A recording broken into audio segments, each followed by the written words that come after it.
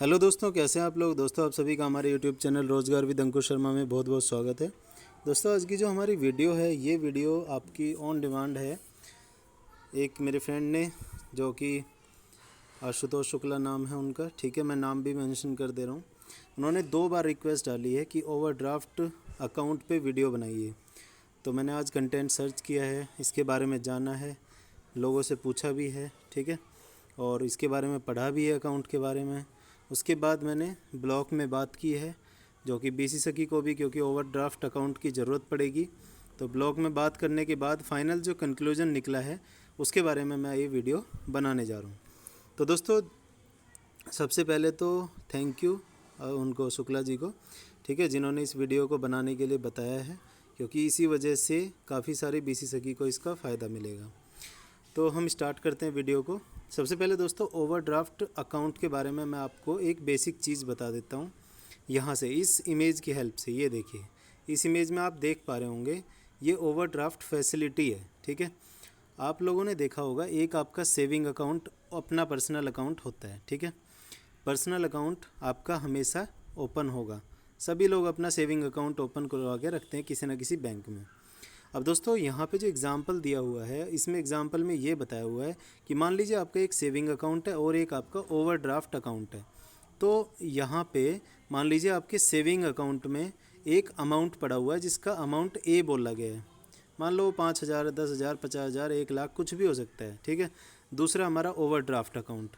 अब ये overdraft account जो है, पहले इसके बारे में मैं थोड़ी सी डिटेल आपको बता देता हूँ। दोस्तों, ओवरड्राफ्ट अकाउंट का मतलब एक तरह से क्रेडिट कार्ड समझो आप इसको, ठीक है। जैसे आप लोगों ने सुना होगा क्रेडिट कार्ड, तो क्रेडिट कार्ड में क्या होता है, आपको एक लिमिट दी जाती है कि मान लीजिए आपका 20,000 का क्रेडिट कार्ड बन गया, तो आप उस अकाउंट में से, क्रेडिट कार्ड का जो अकाउंट है, एक तरह से अकाउंट ही मान लो उसको, तो क्रेडिट कार्ड में से आप 20,000 रुपये खर्च कर सकते हैं। दोस्तों, उसमें 20,000 रुपये को खर्च करने के लिए एक टाइम दिया जाता है कि इतने टाइम के अंदर आपको ये 20,000 रुपये जमा करना होगा। अगर नहीं करते हैं तो उस पर आपको इतना % इंटरेस्ट पे करना होगा। सेम तरीके से ओवरड्राफ्ट अकाउंट में है। ओवरड्राफ्ट अकाउंट के अंदर भी आपको एक लिमिट दी जाती है कि मान लीजिए आपका ओवरड्राफ्ट अकाउंट की लिमिट है 1,00,000 रुपये।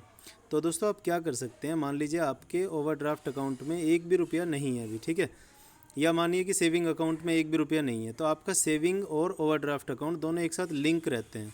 लिंक रहने का मतलब ये है कि अगर आपके सेविंग अकाउंट में पैसा नहीं है, तो भी आप ओवरड्राफ्ट अकाउंट में से पैसा खर्च कर पाएंगे। समझ रहे हैं, मतलब कि अगर आपका सेविंग अकाउंट में 10,000 रुपये है और ओवरड्राफ्ट अकाउंट की लिमिट 1,00,000 रुपये है, तो इस केस में आप 1,00,000 और 10,000 रुपये खर्च कर सकते हैं, ठीक है।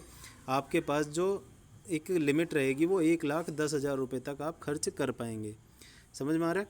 यहाँ पे जो दिख रहा है यूजेबल अमाउंट A+B, मतलब जो आपका अमाउंट सेविंग अकाउंट में है और जो आपका अमाउंट ओवरड्राफ्ट अकाउंट में है, इन दोनों अमाउंट को मिला के आप खर्च कर सकते हैं, ठीक है।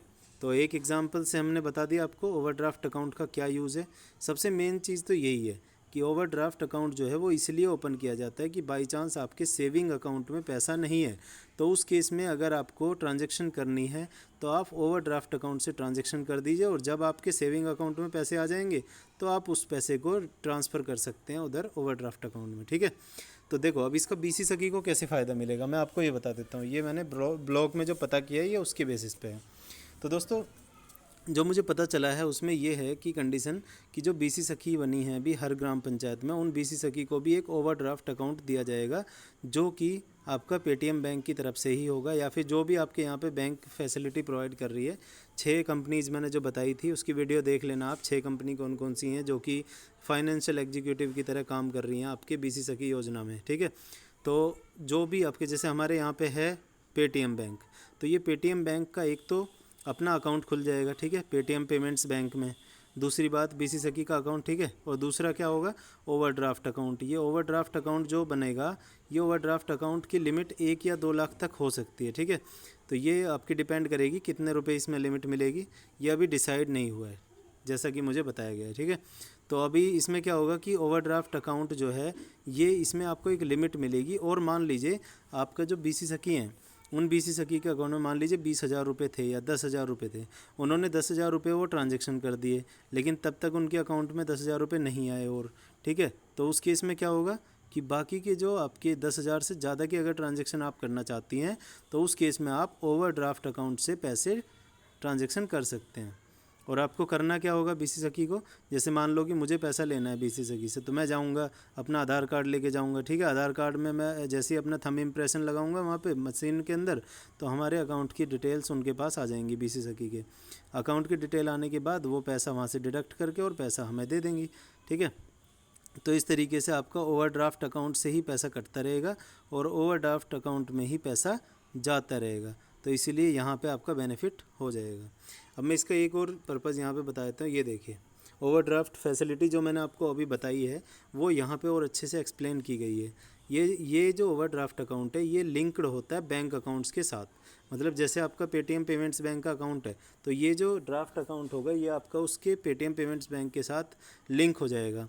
उसके बाद withdraw more than the balance, मतलब जितने रुपए का बैलेंस आपके अकाउंट में है उससे ज़्यादा का आप विड्रॉल कर सकते हैं। कैसे, मान लीजिए आपके अकाउंट में 10,000 रुपये, आपने उसमें से 20,000 निकाल लिए, तो आपका जो अकाउंट है वो माइनस में 10,000 हो जाएगा, ठीक है। माइनस में 10,000 रुपीज़ आपका बैलेंस दिखाने लगेगा। तो ये दिख रहा है ना, बैलेंस गेट्स नेगेटिव। उसके बाद इंटरेस्ट इज चार्ज्ड, जो अकाउंट में से पैसा आप निकाल रहे हैं ओवरड्राफ्ट अकाउंट से, उस पैसे पे भी चार्ज लगता है, ठीक है ना।